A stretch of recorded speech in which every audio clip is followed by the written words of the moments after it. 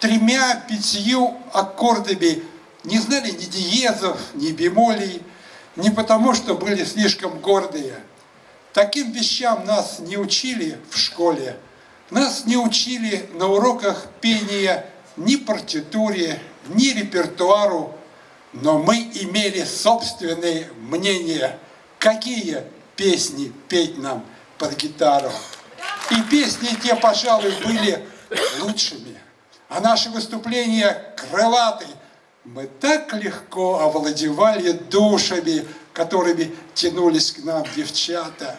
Мы в Поднебесье улетали, вроде бы, с плацкартных дерматиновых скамеек, под стук колес по рельсам нашей Родины за 7 рублей и 50 копеек.